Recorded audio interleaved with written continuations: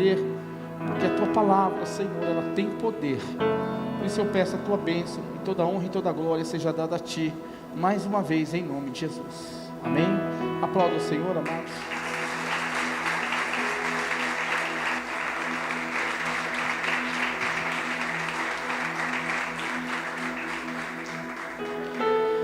Glória a Deus. Saúdo aos irmãos na paz do Senhor, amém? Amém? Glória a Deus. Irmãos, é motivo de grande alegria estar mais um congresso com os jovens. Pastor, o senhor é uma referência na minha vida, o senhor sabe disso. O senhor, a pastora. Eu louvo a Deus porque, irmãos, o local que Deus quer que a gente chegue, ao nos colocarmos na condição de servo, a gente chega pela misericórdia. E Ele usa pessoas como ferramenta para isso. E eu louvo a Deus por Ele ter usado a vida do pastor William, da pastora Vânia, como os meus pastores, para que me conduzisse, me ensinando para chegar até onde eu cheguei. E quando eu digo isso, eu digo como servo que aprende. E tenho aprendido muito ainda. Obrigado, pastor. Obrigado a Narla, tá bom? Como líder de Itali, líder dos jovens. Obrigado, viu? Irmãos, vamos abrir a Bíblia no texto que é o tema do congresso. Salmo de número 119, verso 9. Que copão! Caramba! Rapaz! A mãe do copo.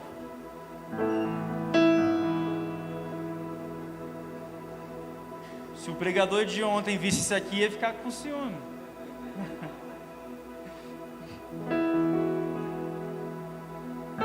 Salmo 119, verso de número 9. Fala assim: de que maneira poderá o jovem guardar puro o seu caminho? Observando-o segundo a tua palavra. Mais uma vez, de que maneira poderá o jovem guardar puro o seu caminho? Observando-o segundo a tua palavra. Pode sentar, irmãos. Amém? Irmãos, ser aos 30 e poucos anos, ser chamado de jovem, ouvir: nossa, o pastor Wilson tem um perfil de jovem da Castelo Forte. Irmão, uma coisa tão gostosa, sabe? Você vai chegando numa idade que você já não ouve essa palavra como adjetivo, sabe, para a sua vida há tanto tempo. Quando você ouve daquele, não é verdade? Alguém também se importa quando ouve isso? Não é só eu. Tem mais uma galera aí que não quer se identificar, não é verdade? Uma galera aí que gosta de ser chamada de jovem. E queridos, eu confesso que eu estou aqui com medo. Eu até falei com o pastor William ontem, e falei com o pregador também ontem, que ministrou. Falei, estou com medo agora. Eu falei, por quê? Se na sua pregação a irmã dormiu amanhã, rapaz, complicou, irmão.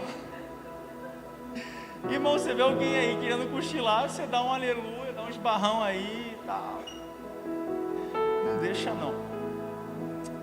Amém, queridos? Irmãos, ao nós termos já feito a leitura desse texto, eu queria entrar num acordo com os irmãos. A Bíblia, ela em si, ela toda, Adriano, ela aponta para uma direção. A Bíblia em si, ela aponta para uma direção e ela aponta para uma pessoa. A pessoa de Jesus. Eu vou repetir. A Bíblia, ela aponta para uma direção e para uma pessoa, a pessoa de Jesus. A Bíblia, ela foi dividida em duas grandes seções: o Antigo Testamento e o Novo Testamento.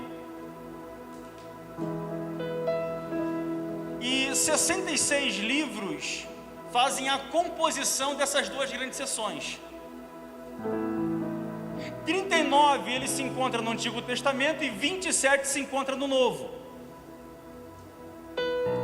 E ao longo de 1500 anos, esses 66 livros foi escrito.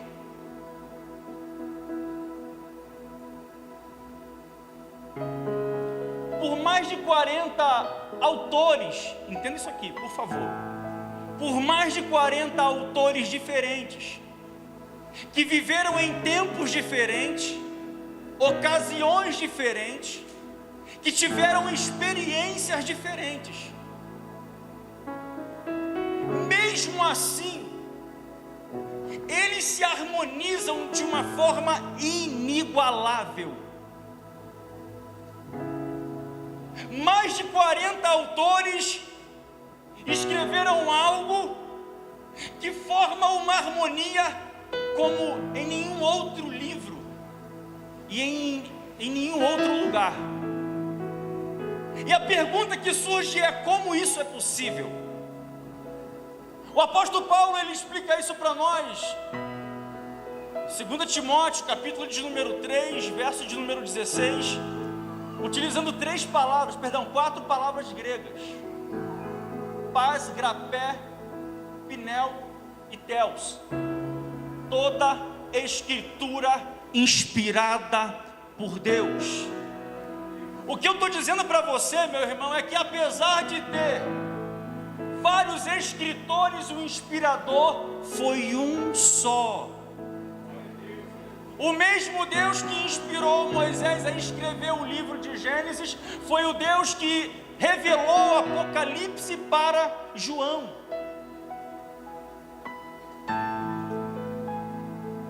E assim também funciona com a igreja.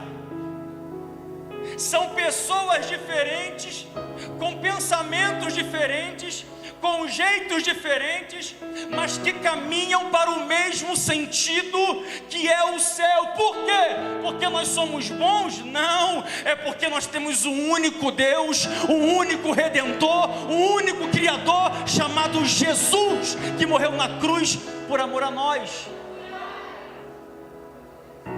E não é diferente com o livro de Salmos. O livro de Salmos, ele tem bem mais de um autor. E dos mais de 40 autores que escreveram a Bíblia, pelo menos 7 são identificados dentro do livro de Salmos: Moisés, Davi, Salomão, Emã, Etã, Asaf e os filhos de Coré. Então 7 autores são identificados, pelo menos 7 são identificados dentro do livro de Salmos. Só que também tem aqueles salmos que são anônimos. Alguém escreveu, mas não deixou a sua assinatura. Alguém relatou algo, mas não deixou assinado o seu nome. Mas está na Bíblia. E a pergunta retórica que eu faço é: pelo fato de não ter o nome, perde-se o valor para nós? Sim ou não? Por quê? Porque apesar de o autor não ter colocado o seu nome, o inspirador é o mesmo. Pelo fato de alguém não colocar fulano de tal quem escreveu, o inspirador continua sendo Deus. Meu querido, entenda, eu já quero falar uma coisa para a igreja. O que importa dentro da igreja não é o nome de uma pessoa que faz parte do corpo que eu digo a igreja. Estou falando do corpo, não do cabeça. O importante dentro de uma igreja Não é se alguém tem um nome conhecido de leste a oeste, norte a sul. A importância de alguém não é o seu nome, mas é o nome de quem ele leva no seu coração.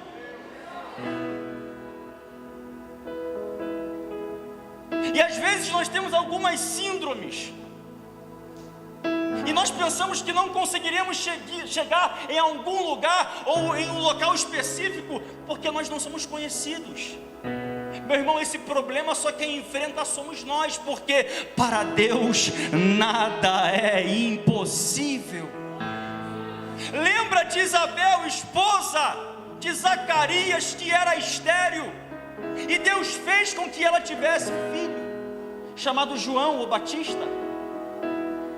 Esse mesmo Deus que cura um ventre estéril é o Deus que pode te usar, você sendo um anônimo, porque você sendo um anônimo, carregando o nome daquele que é conhecido, o nome que está acima de todo nome, o nome que Paulo falou em Filipenses capítulo 2, a partir do versículo 5, tenha em nós o mesmo sentimento que houve em Cristo, que embora sendo Deus, não tomou por usurpação ser igual a Deus, mas se esvaziou antes da sua glória, e assumiu a forma de servo, se humilhando até a morte, morte de cruz, para que no nome dele, todo joelho, no céu, na terra e debaixo da terra se dobre, e toda língua confesse.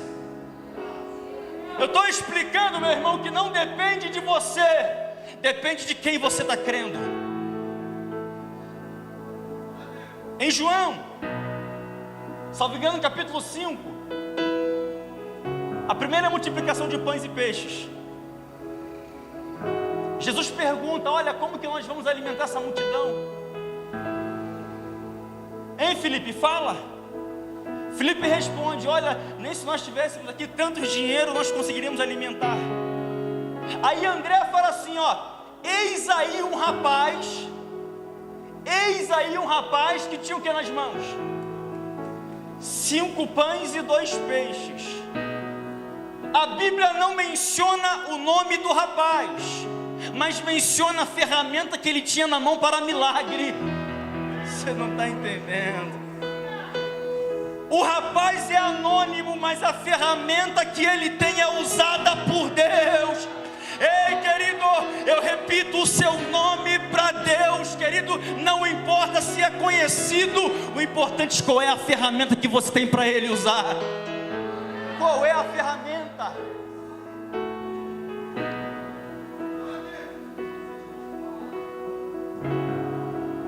Então o livro de Salmos, ele tem alguns textos que não se sabe quem é o autor. São textos anônimos, conhecidos também como textos órfãos, mas ele está na Bíblia, foi inspirado por Deus. O livro de Salmos, como, claro, algumas coisas que eu vou falar aqui, muitas na realidade, quase todas, vai corroborar com aquilo que foi pregado ontem. Estou seguindo o tema também, e louvado seja Deus por isso. O livro de Salmos, como foi dito, ele é um livro tido pelo judeu como livro de cânticos e de oração. O seu nome hebraico é Sefer Tehillim, que quer dizer livro dos louvores. Vou repetir, para o judeu é livro de cântico e também livro de orações. E para a igreja? Para a igreja é um livro de cântico, é um livro de oração, mas é um livro também que aponta para Jesus. Não. Algumas pessoas têm o livro de Salmos. O judeu tem o livro de Salmo para ele louvar, para ele orar. E a igreja? A igreja enxerga Jesus dentro do livro de Salmos. Quer ver só? Foi o seguinte, não precisa abrir Bíblia não, põe por favor aí, em Salmos de número 2, verso 7. Salmos 2:7.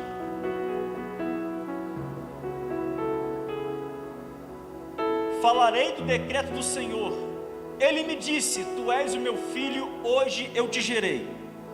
Em Atos capítulo de número 13, verso 33, enquanto Paulo está pregando em Antioquia, ele faz justamente menção a esse texto, dizendo que esse texto que foi dito em Salmo de número 2, se cumpriu em Jesus.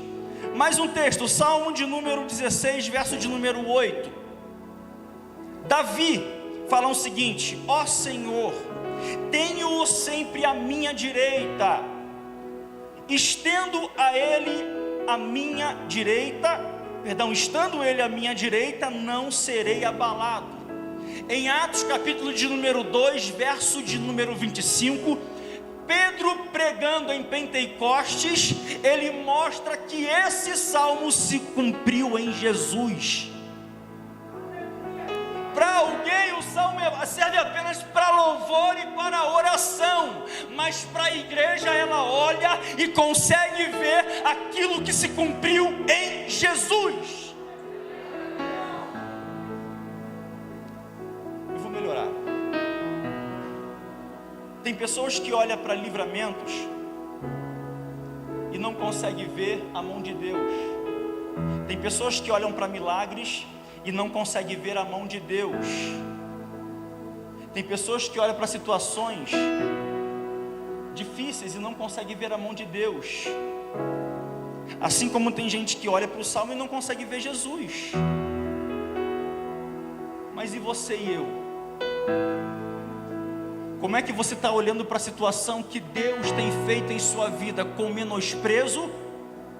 Ou de fato você tem exaltado o Senhor mediante aquilo que Ele tem feito na sua vida, na sua história? Não foi só um livramentozinho, não foi só uma coisinha, não.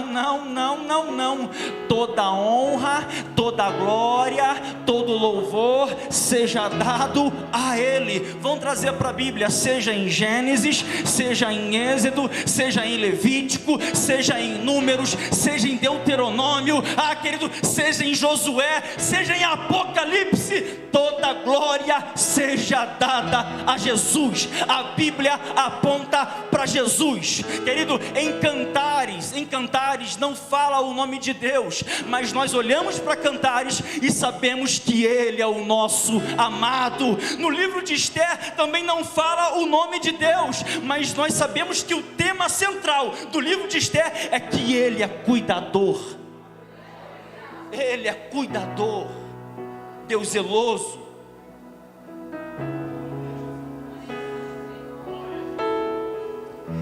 Então o Salmo de número 119, por assim dizer, ele é um salmo que não se sabe quem é o autor, pastor. Não está mencionado quem foi que escreveu. Existem algumas sugestões que eu vou me ater de dizer. Mas o Salmo de número 119 é conhecido como um salmo anônimo, ou um salmo órfão. Mas o que importa? O que importa é que está aqui. E que esse salmo aponta para Jesus. O importante é que ele está aqui, e a nossa vida está sendo mudada e transformada, porque o inspirador permitiu que ele estivesse aqui. Eu quero falar algumas particularidades desse Salmo 119. O Salmo de número 119, eu estava até falando com o pastor Ismael sobre isso, ele menciona o alfabeto hebraico. Em cada grupo de 8 versos é uma letra do alfabeto hebraico, do Aleph até o Tev. Pastor, mas o que isso tem a ver, pastor? Que introdução é essa? Vou explicar. O alfabeto hebraico ele vai do Aleph até o Tev. O que isso tem a ver com Jesus? O que o Salmo 119 quer dizer sobre isso? Jesus, ele é o alfa e o ômega. A primeira letra do alfabeto hebraico é o Aleph. A última letra do alfabeto hebraico é o Tev. E isso está dentro do livro de Salmos. quem sabe, eu vou melhorar. Aquele que escrevia sendo inspirado, recebia a seguinte informação: Ele é o Alfa, Ele é o Ômega, Ele é o princípio, Ele também é o fim. Ele é o primeiro e Ele também é o último. Oh, aleluia! Querido, existem informações que aparentemente para nós não estão esclarecidas. Só mais um, querido, eu quero passar essa informação para a igreja aqui. Preciso. Uma outra coisa interessante, pastor, é que esse salmo ele é tido como, justamente por isso, como o salmo acróstico, como um texto acróstico, que passa a informação tanto horizontal como vertical. Horizontal porque o texto ele está escrito da direita para a esquerda, na forma hebraica. E vertical que ele vai de A, em nossa língua, de A a Z, ou de Aleph a Tov. O que isso quer dizer? Jesus desceu, morreu pela humanidade, subiu, mas está voltando para buscar a sua noiva. Oh, aleluia! Aleluia! Aleluia! Ele trabalha tanto horizontalmente quanto verticalmente para a sua igreja. Oh, meu Deus! Esse é o nosso Jesus. Esse é o nosso Jesus. Esse salmo de número 119, versículo 9, que nós fizemos leitura aqui, eu quero dividir ele em duas partes. A primeira parte, a pergunta, e a segunda parte, a resposta. A primeira parte, a parte da pergunta, que é: de que maneira poderá o jovem guardar puro o seu caminho?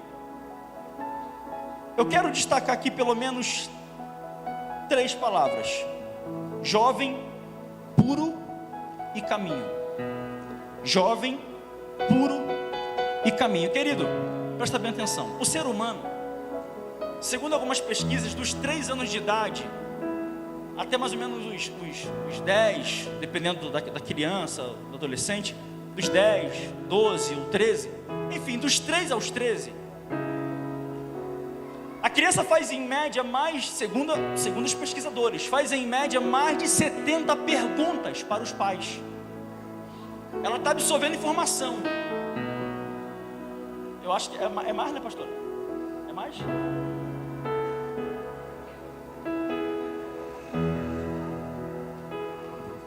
É o João, é o Enzo, é a Maitê, é a Sofia. Uma vez saindo com os 2 sobrinhos meus e da pastora, a pastora Sandra, nós fomos para São José dos Campos com o Iago e Caleb. Teria aniversário e tal. Irmãos, é 1h40 de viagem. Irmão, ele dizia assim: ô tio, aquilo ali é o quê? Uma estrela. A estrela é feita do quê? Meteoro. O que é meteoro? Eu falei: caramba, é uma pedra. E a pedra é feita de quê? Se só tem terra aqui. Eu falei: rapaz, nunca pensei nisso. Eu não sei. Porque se eu fosse levar para o lado bíblico, não ia bater a informação ali. Então eu queria levar para o lado científico. Eu não sei, cara. Eu não sei como é que a terra foi para lá em cima, não. Mas é terra, é pedra. Então a criança faz em média mais de 70 perguntas para os pais por dia. Essa é a média, por dia, dos 3 aos 13.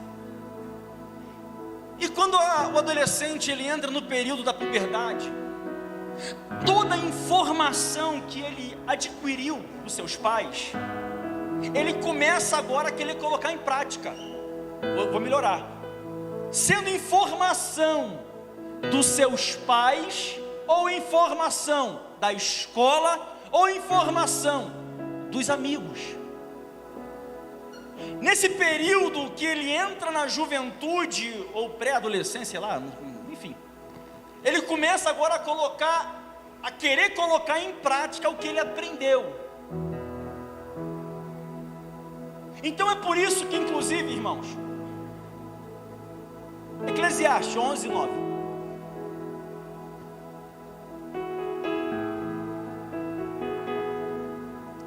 Mas é por isso, vai colocando Eclesiastes, que em Provérbios de capítulo 22, verso 6,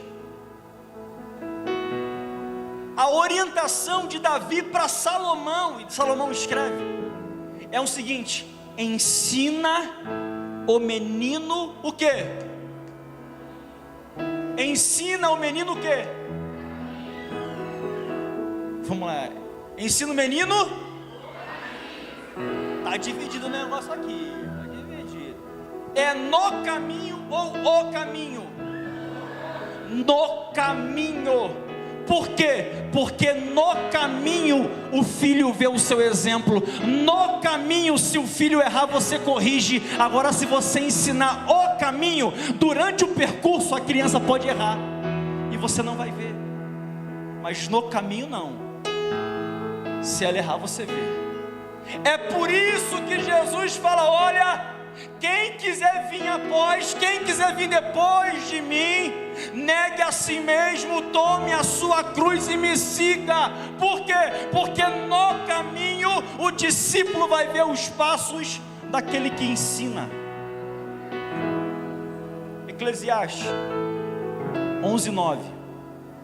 Olha só: alegra-te, jovem, alegra-te, mancebo, na tua mocidade, e anime-te o teu coração. Vigia, varão.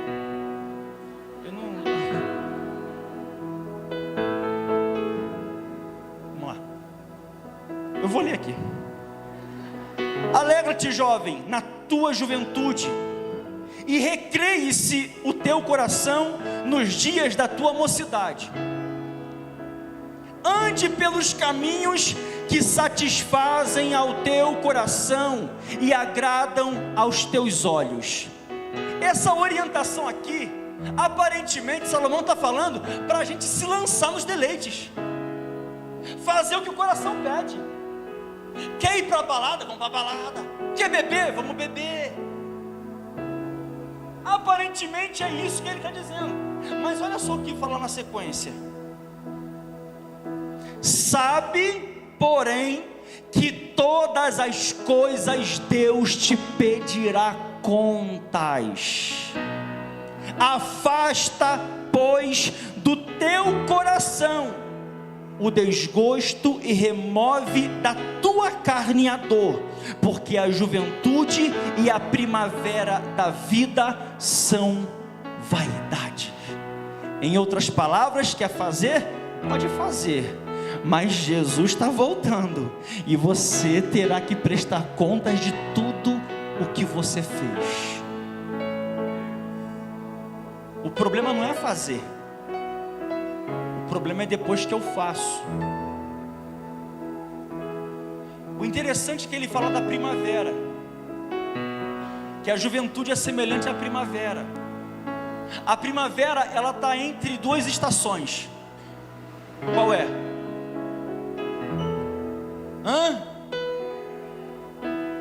A primavera está entre o inverno e verão.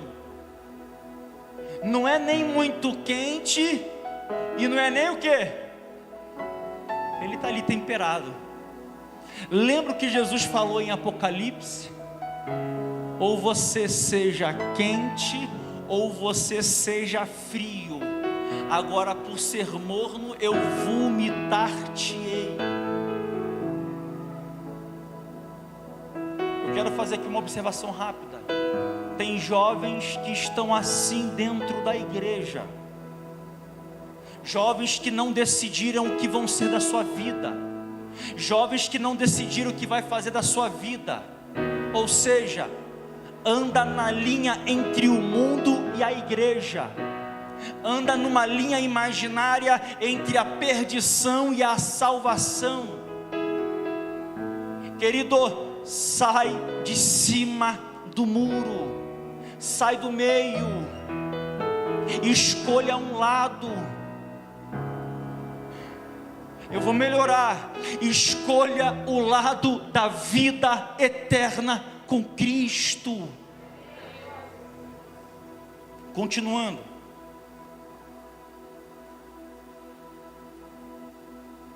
capítulo 12, versículo 1 fala assim, de Eclesiastes: lembra-te do teu Criador nos dias da tua mocidade, antes que venham os maus dias e cheguem os anos dos quais você dirá: não tenho nele prazer.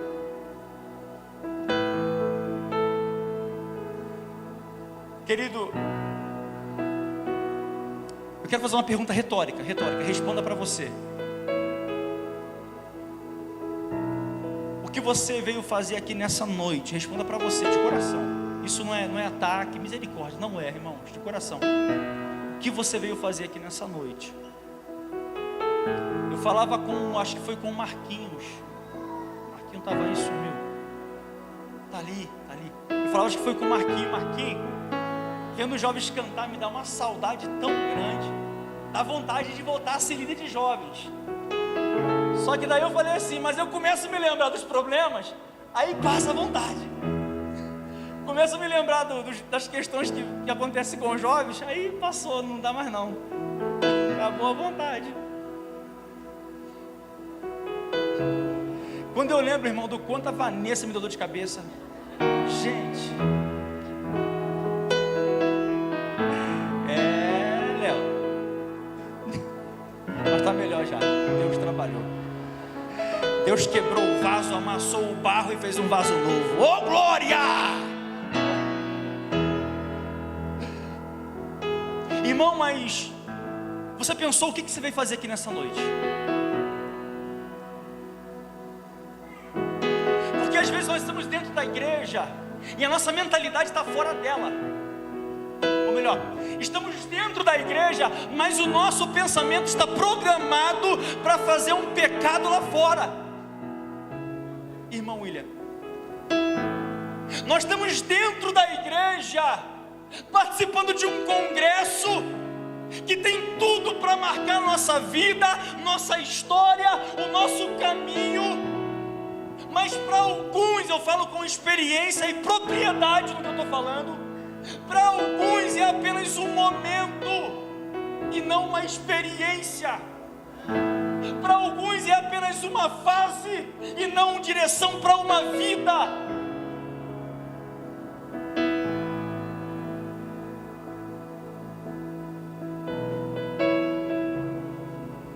Eu vou repetir a pergunta retórica: qual é a sua intenção aqui hoje? Mudar a sua história ou colocar mais um evento no seu currículo? Em Atos capítulo de número 20, salvo engano, versículo 9, vai contar a história de um jovem chamado Eutico. Paulo pregava no cenáculo, Eutico parou para ouvir a pregação, mas o problema de Eutico é que ele sentou na janela. E a janela do cenáculo, segundo a história, eram duas janelas. Para quê? Para o vento entrar por uma e sair por outra. Até porque os irmãos estavam com lamparina, saía fumaça, para ninguém morrer ali. Como é que se fala? Asfixiado. Ele tinha duas janelas ali para o vento entrar e o vento sair. Enfim, só que Eutico se achou na condição, no direito, não, está muito calor, eu vou ser o diferente, está muito calor, eu vou sobressair, eu vou fazer o que ninguém faz, eu vou ser o diferente da turma.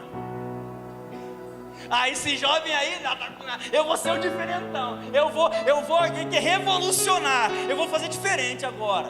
Caramba, você é embaçado mesmo, mano. Não, comigo é assim. Tem ou não tem jovem assim, irmão? Sem você acusar, sem apontar, tem ou não tem? Tá com medo, né? De ficar bravo com você. Tem ou não tem aquele que é o diferentão? Não, comigo é diferente, eu mudo mesmo e tal. É Eutico. Só que o problema, querido, a pregação que é ministrada para quem quer crescer, não é perda de tempo, é investimento. Mas para quem quer apenas compor um lugar, quer apenas sentar em um banco, quer apenas vestir uma camiseta, a hora não passa. E tardando Paulo na pregação, Eutico adormeceu e caiu do terceiro andar. E tem um problema, porque sempre que alguém morre dentro da igreja, o culto é atrapalhado. Pessoas saíram do culto do cenáculo, correram até aquele jovem Eutico e queriam fazer o que com ele? Põe lá o 9. Vamos ver aqui, queria fazer o que com ele?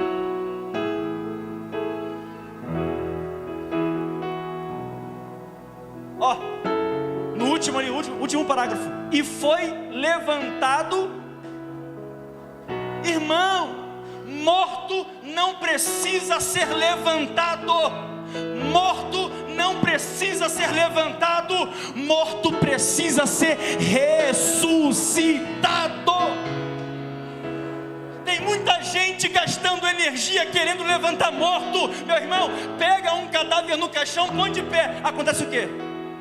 Cai, por quê? Está morto. Morto não tem que ser levantado, querido. Morto tem que ser ressuscitado. Entenda isso, jovem. Para de gastar energia querendo levantar morto. Querido, invista energia ressuscitando morto na palavra. Aleluia. Oh, meu Deus do céu.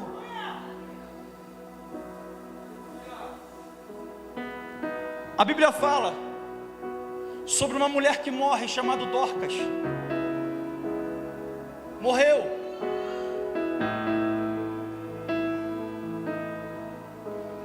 Acho que é Atos 9:36. Dorcas ela morre. Quando Dorcas ela morre,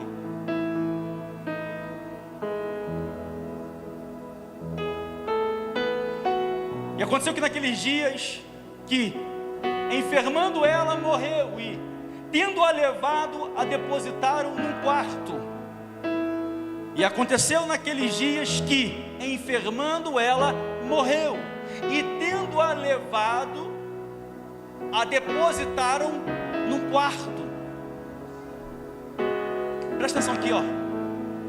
Em algumas traduções vai dizer que ela foi vestida e levada para o cenáculo, aonde os irmãos se reuniam para orar. Cenáculo.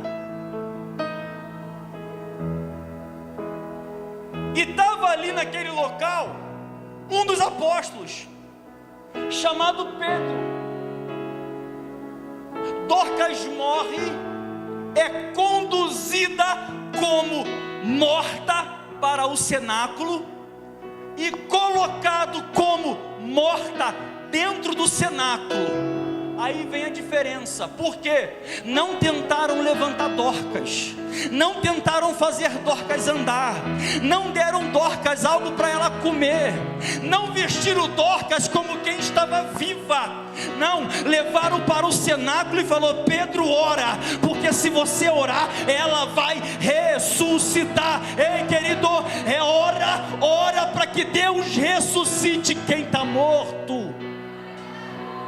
Ora. Não adianta envolver morto, não adianta colocar morto para andar junto. Não, querido, tem que orar para ele ressuscitar. Aí depois que viveu, aí sim, vem junto, vamos caminhar junto, vamos cantar junto, vamos adorar junto, vamos orar junto. Mas depois que ressuscita, João 11:43,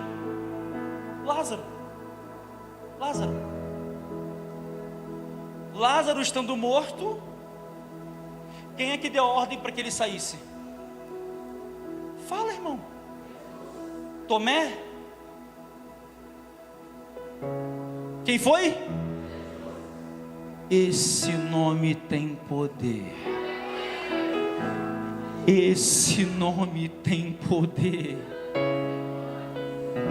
Clama a Ele, que Ele tem poder para trazer vida.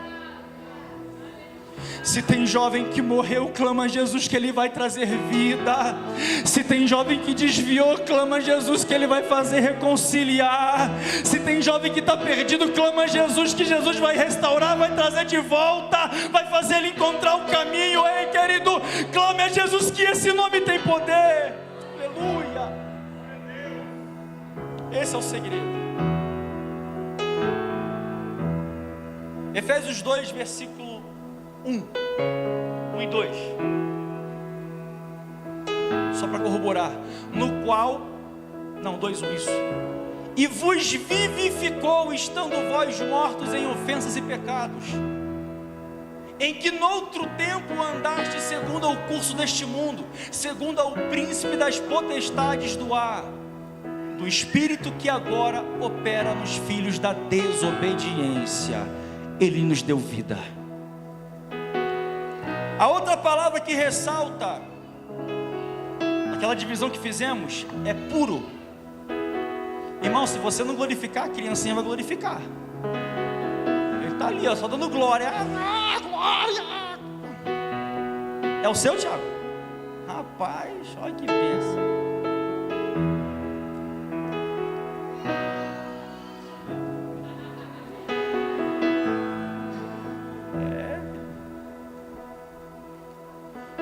Como poderá o jovem purificar o seu caminho? Falamos do jovem, agora vamos falar da purificação, do puro.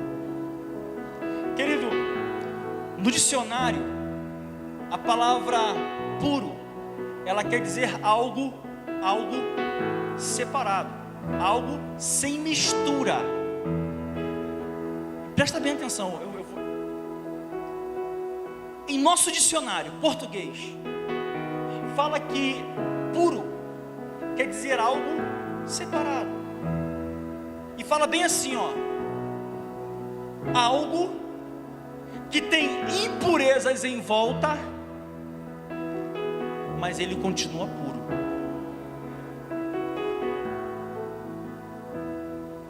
Isso é pureza. Pureza não é uma joia que é polida e colocada dentro de um baú de vidro.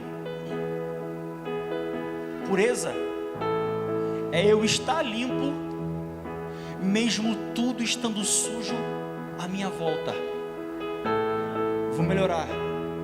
Pureza é você e eu estarmos no mundo aonde tem fornicação, aonde tem adultério, aonde tem mentira, aonde tem roubo, mas e nós continuamos com a nossa integridade em dia.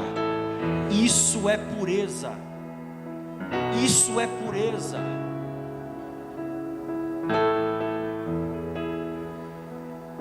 Segunda Timóteo, capítulo de número 2, verso 22. 2 Timóteo 2, 22.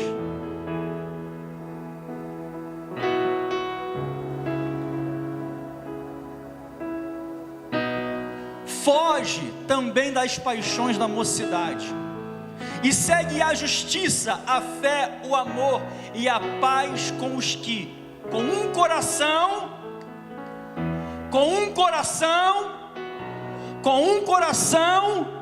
invocam ao Senhor.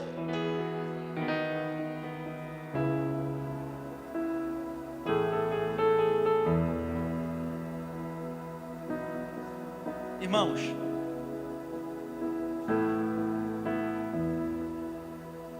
nós chegamos na igreja às vezes, eu falo nós para não colocar algo singular, mas nós chegamos na igreja às vezes xingamos. Irmão, eu estou pluralizando só para não dar uma de bom. Eu não xingo, Minha esposa é prova. Xingo? Vai que, né? Vai que. Amor, lembra ontem? Não, brincadeira. Não, eu não suporto palavrão na realidade. Mas eu vou pluralizar para, você é o bonzão. Falamos palavrão, conversamos assuntos profanos, acessamos páginas na internet que não é devido, ouvimos coisas que não é devida, aí chegamos aqui na igreja para te adorar, ó Rei dos Reis. Esse tom é difícil, né, varão?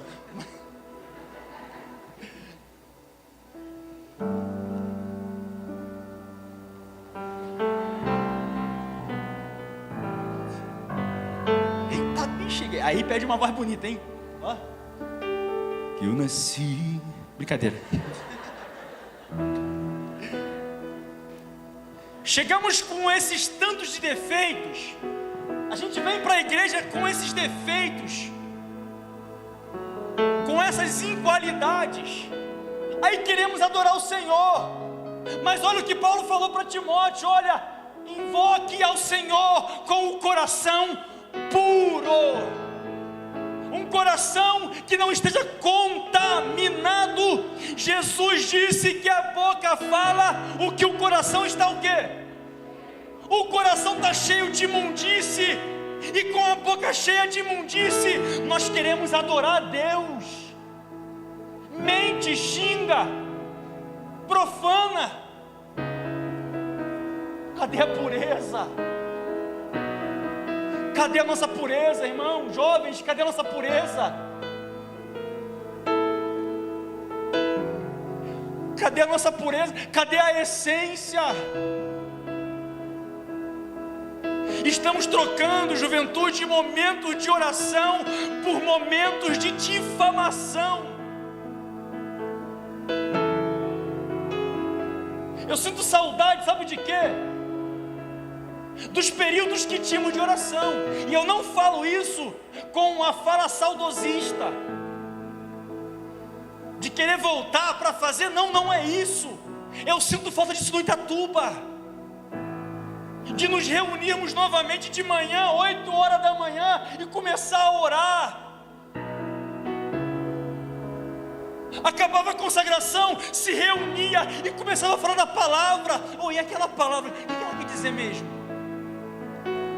Estamos trocando esse momento para ficar até de madrugada acordado, falando o que não deve, vendo o que não deve, tocando aonde não deve. Querido, vamos voltar para a essência, vamos voltar ao princípio da adoração sincera para Deus.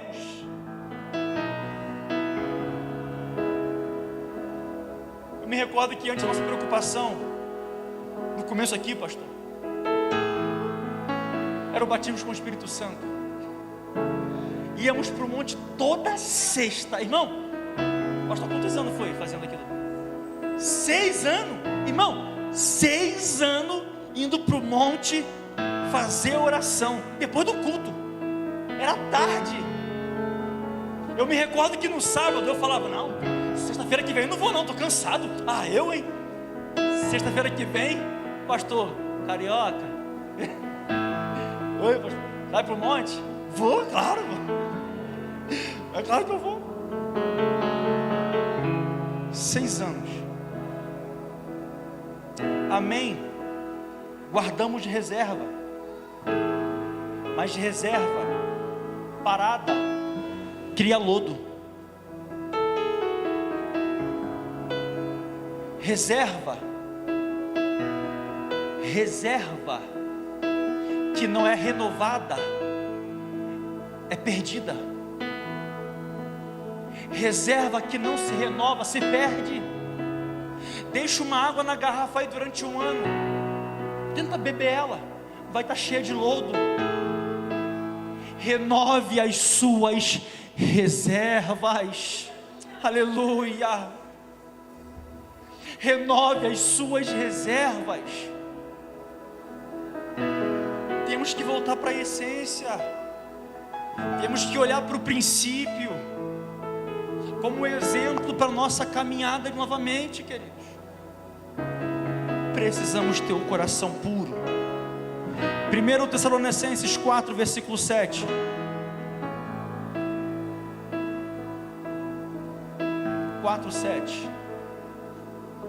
Diz assim: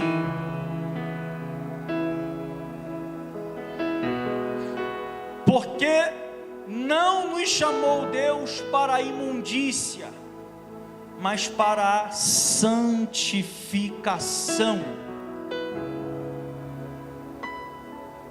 Vou fazer uma pergunta aqui, retórica de novo. Irmão, de verdade, não é retórica não. Quero que você responda levantando a sua mão bem alto, bem altão.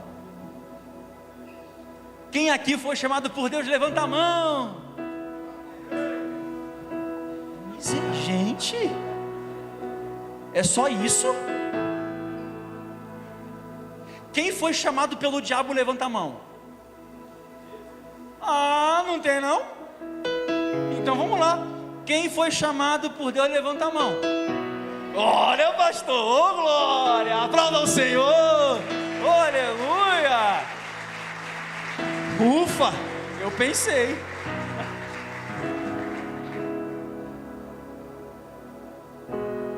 Você foi chamado por Deus. A questão é, você é de Deus?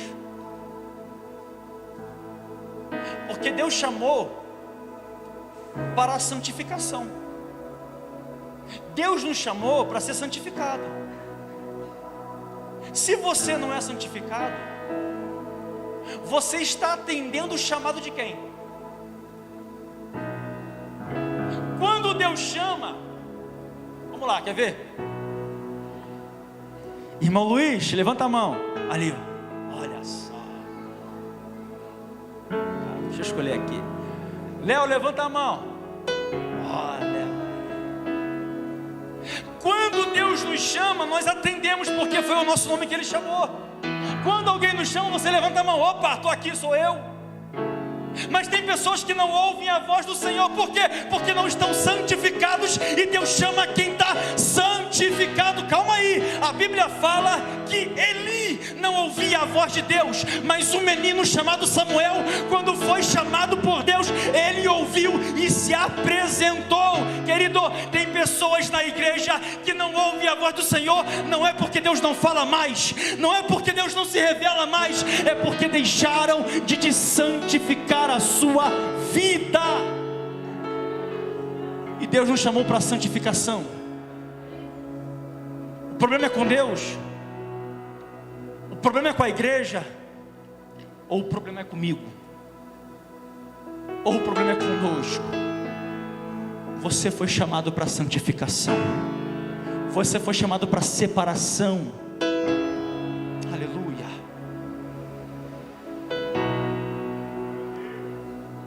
E outra palavra é a, ou é o? Foram três, lembra? A primeira foi jovem. A segunda? E a terceira? Caminho. O caminho, ele está ligado geralmente a destino, a futuro. Vou melhorar. Aquilo que está à frente. Por quê? Porque quem caminha querendo chegar a um. Beleza, vamos de novo. Quem caminha querendo chegar a um destino. Por mais que ele esteja voltando, ele está indo para frente. Quer ver? Eu saí lá do Itatuba e vim para a igreja. Vamos lá. Eu saí do Itatuba para vir para onde? A igreja estava na minha frente ou estava atrás de mim? Frente. Mas daqui a pouco eu vou voltar para... A casa vai estar na frente ou atrás de mim? Então, ainda que alguém esteja voltando, Quem caminha, caminha para algo que está à sua frente. Então o caminho está ligado a destino, a futuro. Quer ver?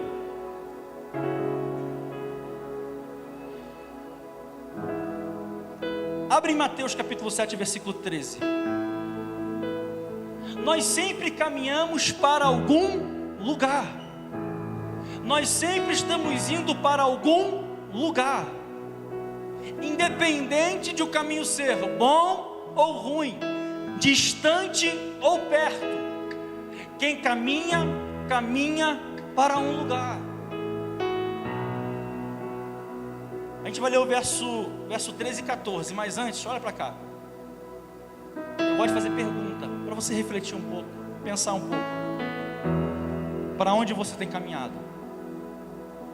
Para onde você está caminhando? Para onde a sua alma está caminhando? Para onde a sua vida está caminhando? Jovem, para onde você está caminhando? Jovem, para onde você está indo? Mateus 7,13 fala o seguinte: entrai pela porta estreita, porque larga é a porta e espaçoso o caminho que conduz para a... e muitos são os que entram por ela. Verso 14: e porque estreita é a porta e apertado o caminho que leva para, mas poucos são a que a encontram. Jovem, nós temos muitos caminhos que nós podemos seguir. Vou falar uma coisa, não se espante. Não se espante. Espera eu terminar, depois você conclua. Já viu aquela fala que só um caminho leva para Deus? Já ouviram? É mentira. Meu Deus. Todos os caminhos convergem em Deus. Todos os caminhos te levam até Deus. Porém, quando chegar até Deus, alguns irão para a vida eterna, outros irão para a morte eterna. Cuidado, que você pode estar indo na direção certa, no caminho errado. A direção é certa, mas seu caminho é errado. Se o seu caminho está com muita liberdade, muito não tem nada a ver, cuidado. Por quê? Eu minto, mas eu estou na igreja. Adultero, mas estou na igreja. Fornico, mas estou na igreja. O caminho é certo? O caminho é certo? Não. A direção é, mas o caminho está errado. Cuidado. Cuidado. Filipenses capítulo 3, verso 17 fala o seguinte: irmão, eu vi lá no YouTube, o pregador lá, ele teve 1h30 de palavra. Me aguenta, irmão, por favor. Não, brincadeira, irmão, vocês me dão só mais 15 minutinhos. Quem pode, levanta a mão. 15, 30, 45, obrigado, eita glória. Eles caíram de novo nessa, pastor.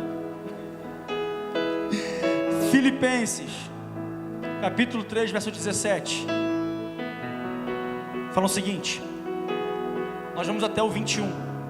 Sede também meus imitadores, irmãos, e tende cuidado segundo o exemplo que tendes em nós, pelos que assim, porque muitos há, dos quais muitas vezes vos disse, e agora também digo, chorando, que são inimigos da cruz de Cristo, cujo fim é o quê? O fim é a perdição, cujo Deus é o ventre, cuja glória é para a confusão deles, que só pensam nas coisas terrenas. Mas a nossa cidade, mas a nossa cidade está nos céus, de onde também esperamos o Salvador, o Senhor Jesus Cristo, que transformará o nosso corpo abatido para ser conforme o seu corpo glorioso, segundo, oh aleluia, segundo a sua eficácia, ou a seu eficaz poder de sujeitar também a si todas as coisas. Esse corpo que hoje pede pecado, esse corpo que hoje escolhe pecado, ele vai ser transformado em um corpo glorificado por aquele que foi perfeito, por aquele que foi provado, mas não caiu na provação, por aquele que foi testado, mas também, querido, passou ileso de tudo. Ele vai glorificar a sua e a minha vida. Ele vai, aguenta, suporta. Lucas 15, verso 13. Lucas 15, 13. Eu não vou ler porque o irmão conhece essa história. Lucas 15, 13 fala sobre o filho pródigo. Ele pega um caminho para distante do pai. Ele vai para distante. Deixa eu só fazer um paralelo aqui. O fato de termos bem não significa que estamos bem. O fato de nós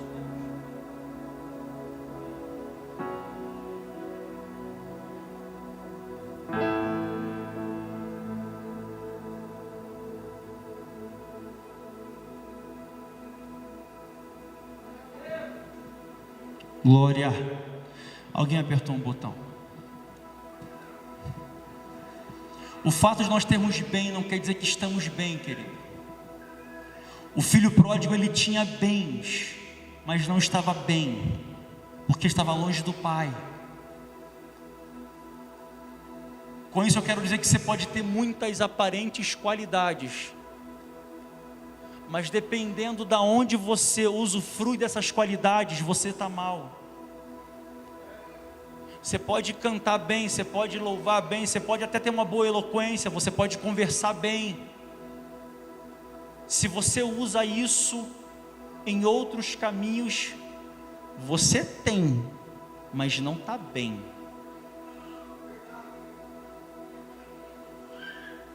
O que você está usando e em qual caminho você está usando e usufruindo aquilo que Deus te deu?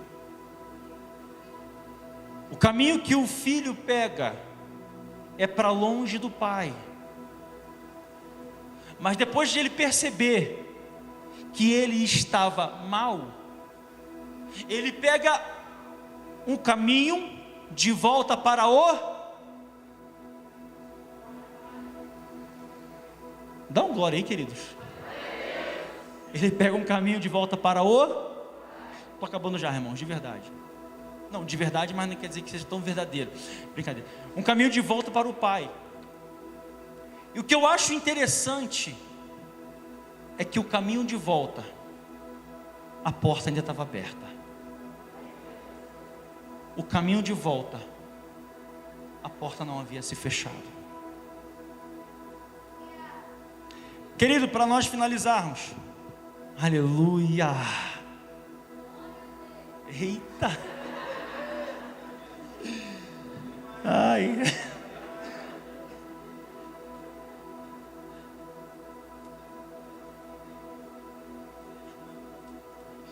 Engraçado assim, ó, o pastor pergunta aqui: irmão, quem está com fome? Quem quer a palavra?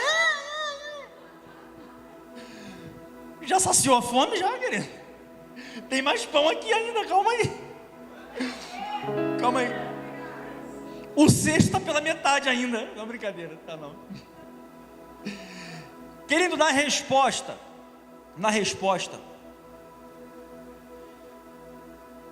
duas palavras, elas ressaltam: como poderá, pois, o jovem purificar o seu caminho?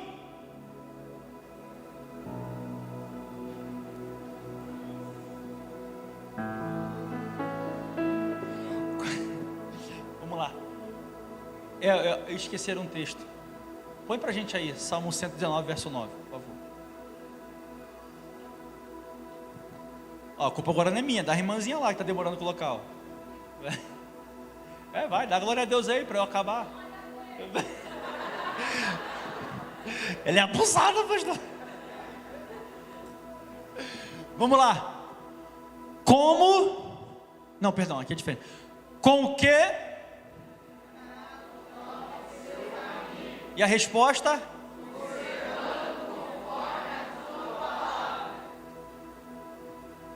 Então, duas palavras aqui, elas ressaltam: observar e palavra.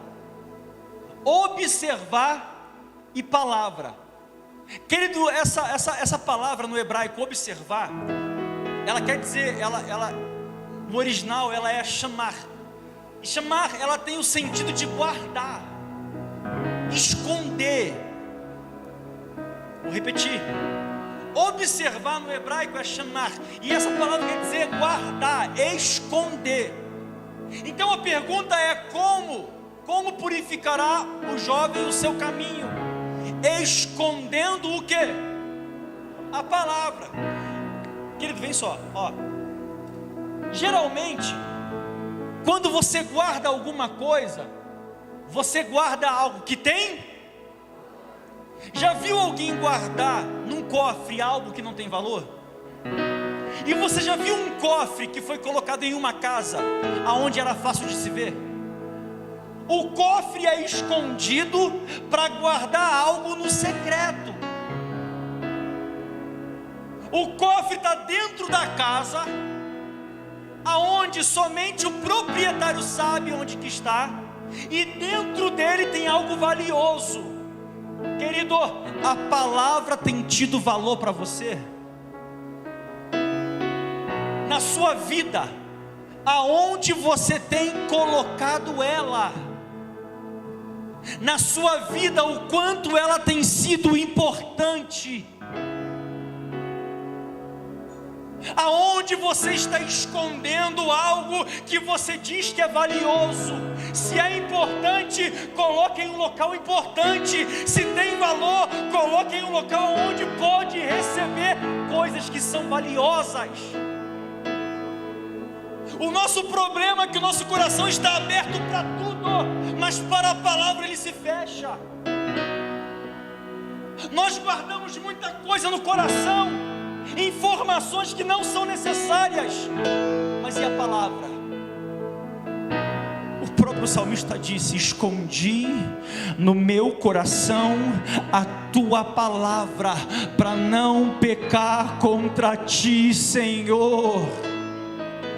Querido, o que você está colocando dentro do seu coração?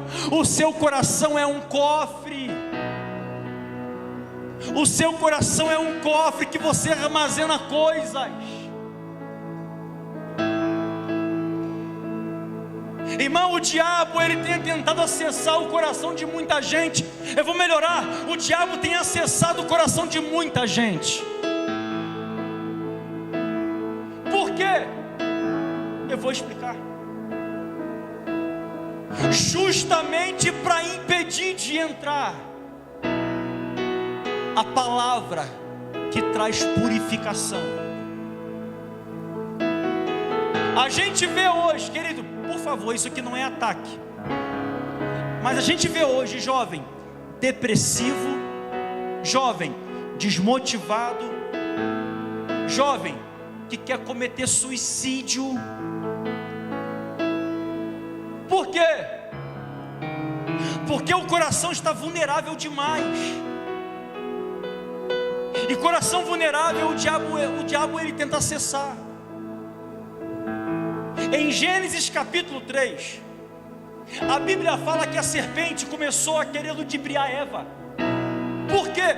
Porque Deus deu uma ordem para Adão.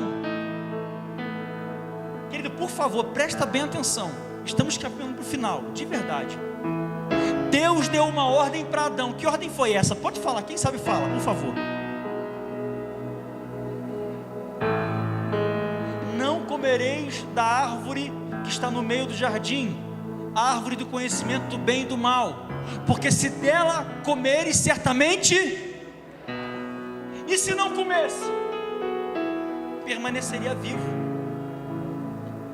Então o diabo sabe que se você obedecer essa palavra, você estará com vida.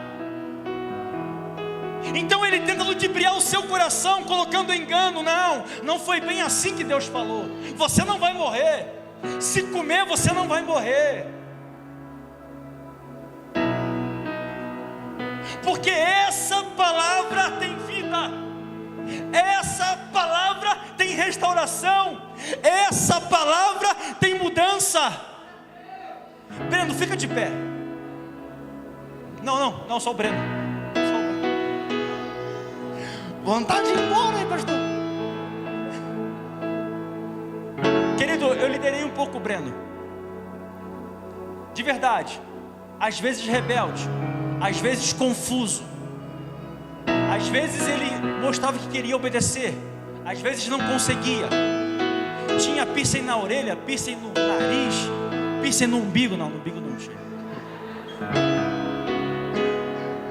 Enfim, obrigado. Guilherme, pessoa difícil, escolhia quem queria obedecer. Só obedeço o pastor William e o pastor Wilson, mais ninguém. Insubmisso. Mas porque eu estou falando isso, não é para exposição.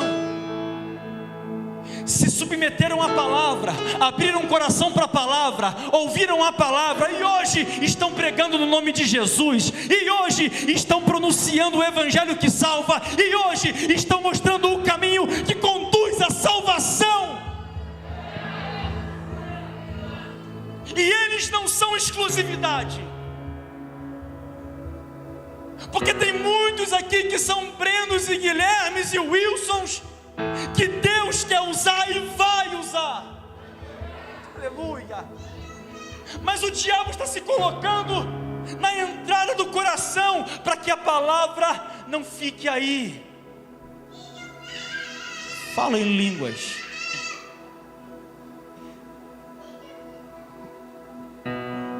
E o problema, queridos, está conosco.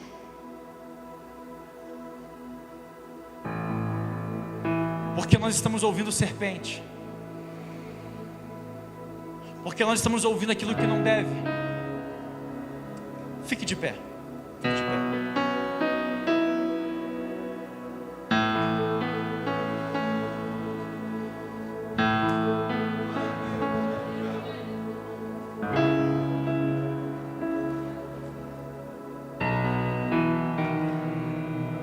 Olha para cá, por favor, olha para cá. Não fica disperso não, em nome de Jesus.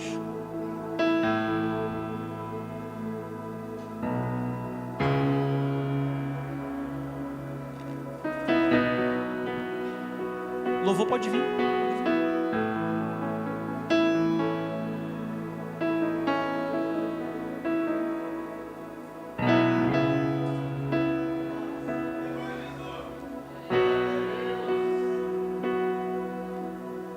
Em Gênesis,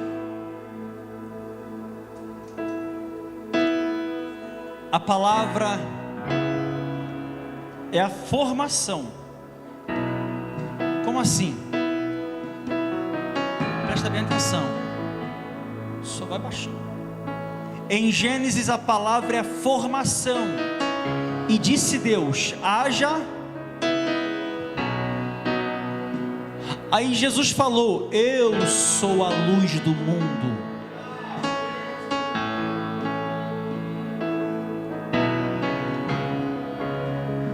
No Êxodo, uma palavra de promessa para o povo de Israel, dizendo que eles não morreriam de fome no deserto. O maná foi dado ao povo. Jesus disse: eu sou o pão da vida.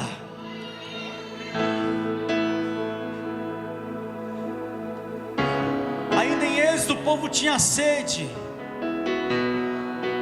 e disse: Moisés, e agora?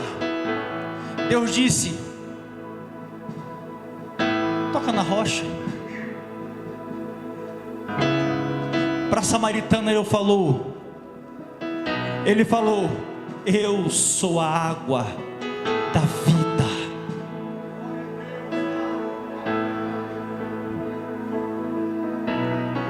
Pastor, o que você quer dizer?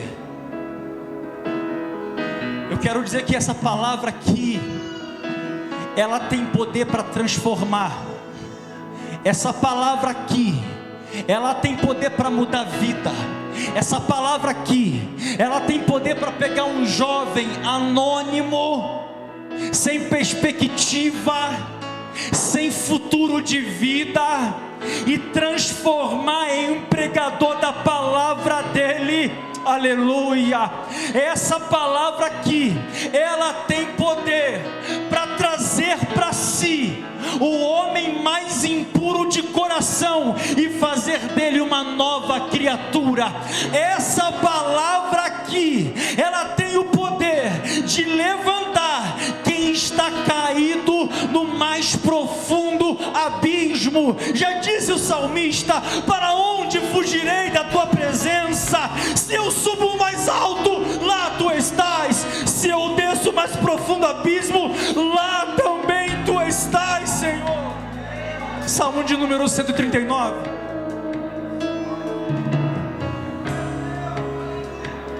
Talvez alguém inventou dificuldade para chegar até aqui, pastor,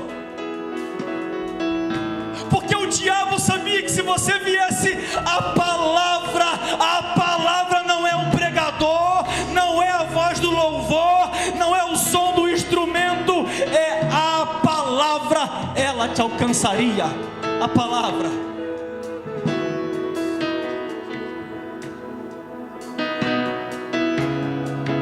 Como, pois, purificará o jovem o seu caminho? Guardando a palavra do Senhor.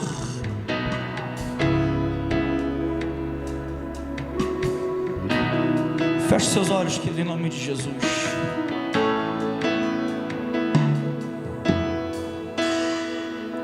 Esconda-me em ti, esconda-me em ti, nas asas do seu amor.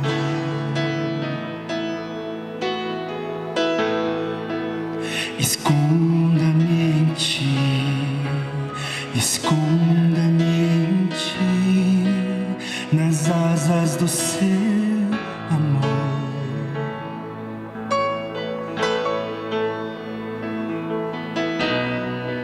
Como eu amo seu nome, tens o nome mais lindo que eu conheço.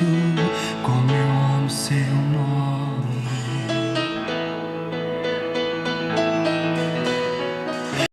Como eu amo seu nome, tens o nome mais lindo que eu conheço. Como eu amo seu nome.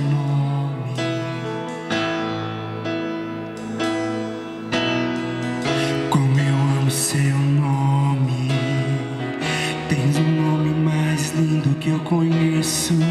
Como eu amo seu nome.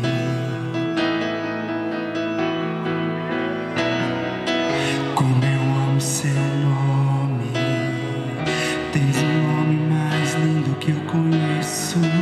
Como eu amo seu nome. Esconda-me em ti, esconda-me em ti, nas asas do seu amor.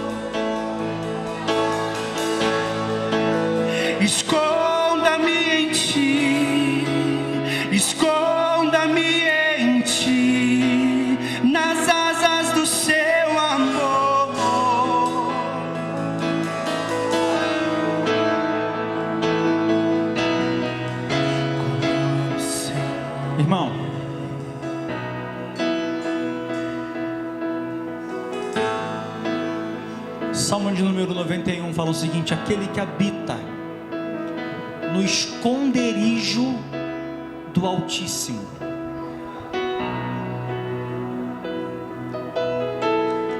É noite de nós voltarmos para o esconderijo do Altíssimo. O esconderijo dele, somente ele sabe aonde é. O local, só ele sabe aonde é. Quando nós saímos do esconderijo, o inimigo identifica a nossa saída e começa a fazer ataque ao nosso coração. Essa noite é a noite de jovem voltar para o esconderijo e ter a palavra dele no seu coração.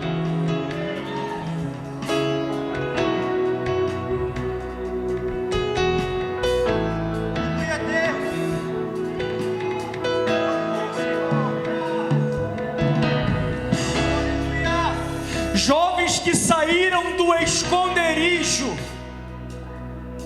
a porta está aberta nessa noite para voltar. A porta do esconderijo está aberta para voltar. E lá tem o que? Tem palavra. Porque quem guarda é a própria palavra. No princípio era o verbo estava com Deus e o verbo era Deus. João capítulo 1. Irmão, quero fazer 2 convites nessa noite.